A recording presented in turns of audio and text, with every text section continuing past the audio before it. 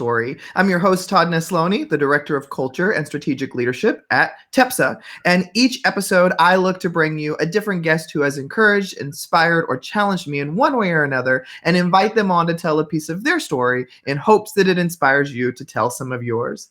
This episode is really special to me because it's one of my dear friends and former co-workers, Jessica Schutzenhofer. Jessica, tell everybody a little bit about who you are. Hi, everyone. I'm Jessica. I am a second grade teacher. I've taught in Navasota for 6 years now, and I am a current grad student at Sam Houston going to get my reading specialist certification. Who the joys of getting your grad while you are still teaching. I can't. I remember those days. Well, Jessica, thinking about your path into education, did you always grow up knowing you were going to be a teacher?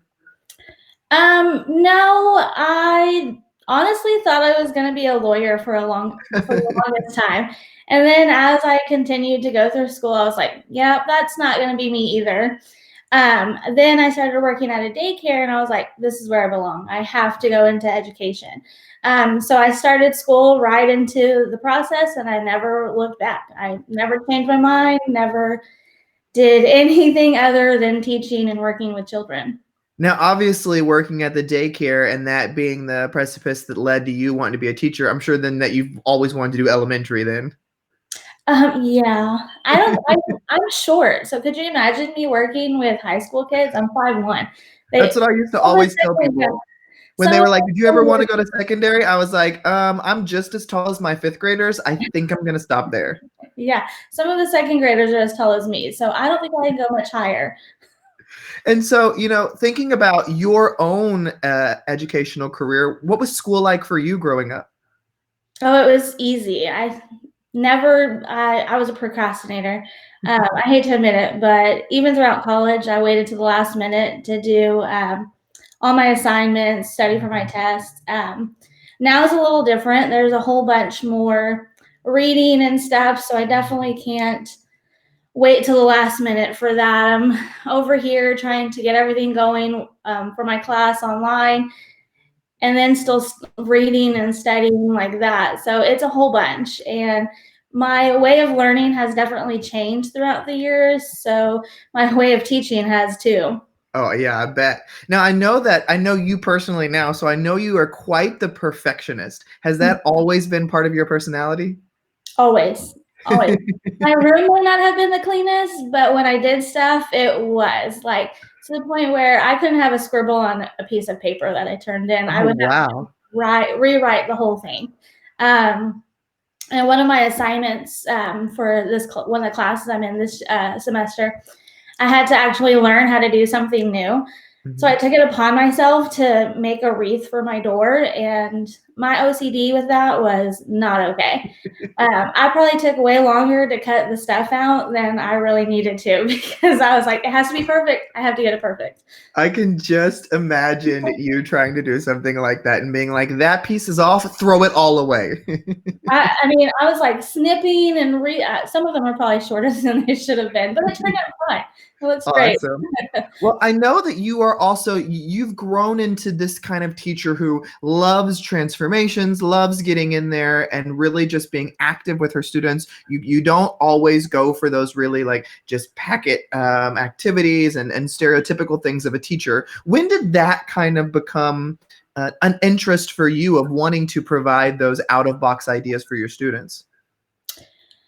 Probably within the last few years, when we went to RCA and seeing all of the different things that they do there made me realize like, oh, you can add just a little bit of extra stuff, whether it just be them wearing rubber gloves for one assignment, or like you don't have to go out all the way every single time. Last year, I actually had the children publish their own books, which has probably been by far my favorite activity that I've ever done. Just to see them write and edit and color and make it all perfect and then see their faces when we actually receive the book in the mail was probably like the greatest experience ever. I was doing it this year, but it's been a little crazy and I don't know if I will be able to. Yeah, I know. Well, and that leads me into my next question. Thinking about this year, I know you are so big on the relationships and connecting with your kids, and I know, in our book, Stories from Webb, we had a whole chapter about not getting a last day of school a few years ago because of floods that came in, and it was very unexpected. And we thought it was the second to last day of school. We thought we were going to have parties and all this stuff, and then the storms hit. We had to cancel the last day of school. And it was like almost traumatizing for a lot of us not to get to have that goodbye. And so I'm sure now having those kind of things kind of happen again, where it's like, I don't know when I'm going to see my students again. How are you handling all these flashbacks, but also it being a little bit of a different situation? It is a little roller coaster ride for me. One moment I'm fine. I'm like, it's for the best. It's what we need to do to keep all of our children safe and healthy. And then the next, I'm like, man, what if we never go back? I'm not going to get the opportunity to say goodbye. Like when we had to close down for the storm, we still have the full school year. Mm-hmm. Right now, Yeah. we're missing we've missed about a month right now. Mm-hmm. And there's no telling when or if we will go back. So I'm all over the place with emotions. Yeah. And it's just, I realized last night that this is a huge possibility. And I'm like, I don't know if I'm going to be able to handle not saying goodbye to these kids.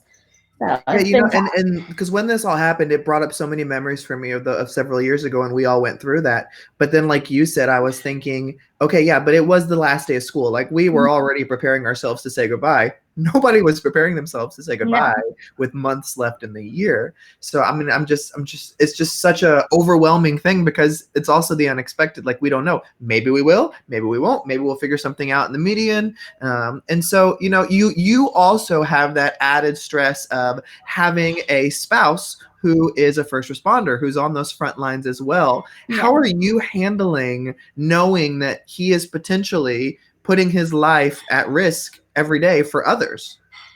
Lots of sanitizing. The stuff that he's done has calmed down the last couple of weeks because they have put restrictions on him. But he's still going out there, being proactive, interacting with some of the people. So it's a lot of go straight to the shower when you get home. Don't touch anything. And let me go get my Clorox wipes because it is scary to know that anybody that you come in contact with has that possibility of carrying the virus, whether they have symptoms or not. So knowing that it's possible for him to bring it home to us is just as scary. The only thing is, like, we are lucky that in this moment we don't have children, so it's just me and him. I mean, we have a lot of animals that he could pass it to, but it's not as likely as passing it on to a child or, a mother, father, that kind of stuff. So it's very interesting. I know it. That's why it's so important in your own head and heart that you just keep saying, I want people to stay home, and it's for my husband's benefit too, because he's out there trying to serve all of you, and when you're not staying home, you're adding extra risk. Yeah, and right now, like, he's on a disaster relief schedule, so he's working from home a couple of days out of the week and then going into the office. So that has taken off some of the pressure. But these people who are not following the stay-home orders, eventually it may get worse, and he may have to put his uniform back on and go enforce it, which makes me nervous. I don't want to have to even come to that point that we're having to get that strict with this. But the fact that he may have to deal with people, and not everybody is as understanding as me or you, and be like, all right, I'll go home. Some people will fight, and it's crazy to even think about. Yeah. I mean, it's one of those additional things that not everybody always takes into account, because so often our own thoughts are about what we're going through, and we don't often think about, what about the teacher or the spouse or I mean, thank goodness there's not an autoimmune deficiency right now in your home. And so it's like, that would be another added, stressor. And so I think it's so important to continue to remind people, just stay home so we can go back to work sooner. That's why we're asking everybody to stay home. Well, and he's a little more casual with everything about it. Like, he's like, we're both healthy, we will be okay. But I'm like, nope. we got to sanitize. You touch somebody today, wash your hands, spray yourself with Lysol, whatever you Mhm. can do before you come home. So I can totally see you doing that. Well, shifting gears just a little bit, I want to kind of shift back into just you and other things and thinking about, I know that throughout all of these episodes of Tell Your Story, one consistent piece that has been is everybody's own battle with self-doubt. No matter how successful they are, no matter what they've achieved or haven't achieved, it's still a daily thing for many people. Do you find doubt and comparison creeping into your own career and life sometimes too? And how do you keep it from taking over? I do that all the time. I'm probably my own worst enemy when it comes to that. I mean, even up to this point, I was like, I don't know if I could do this. I don't know what I could possibly talk about. But then when it comes down to it, I just say, I just got to do what I got to do. And people are going to like me for me, or they're not going to like me at all. But it's not going to change the way I teach, the way I love on my students, the way I do life. And my mom, I guess, raised me to just do what's best for me. And in the Right. time, sometimes I push myself back a little bit, but other times I'm like, no, I got to do it for me. And this is where I'm Mhm. at. And I people love that. are a lot more accepting than I ever expect sometimes. Yeah, I totally agree. Well, earlier in the conversation, we talked really briefly about you going back and getting your master's. When did that become something of interest to you? I've always wanted to go back. I don't think I ever wanted to stay in the classroom my full career through education. What changed was I always wanted to be a counselor. I said, Mm, I'm gonna teach for 3 years. I'm gonna go back, get my degree in counseling, and so I can really work with kids. But being in the classroom and seeing, I'm like, well, I've done a lot with the counselor, and I feel like they're more star based and worried about the SPED mhm, testing and everything like that. I'm like, I still want to be able to work with kids and see them every day. And then when we went departmentalized a couple years ago, and I was like, I want to teach reading. That really opened up my love for reading all over mhm, again. I kind of lost it throughout the years. yeah. It was just one, I was like, I just felt like I never had time to stop and pick up a book to read. And then actually teaching the kids, specifically reading and social studies, it just opened up the whole idea again. So I remember like talking to you and be like, what should I do? I want to work hand in hand with kids, but I've always wanted to do this. And after sitting down thinking about it, I just was like, I'm gonna do it. I'm gonna go for a reading specialist. I love it. I love it. Well, Jessica, when you and I know this question is a big question, so I know you're probably gonna have lots of answers, but just think about one. When you look at your life and the path that it's taken to get you where you are today, what is something that happened in your life that you feel like was really instrumental in creating the woman we see today? Well, there's a few answers to that.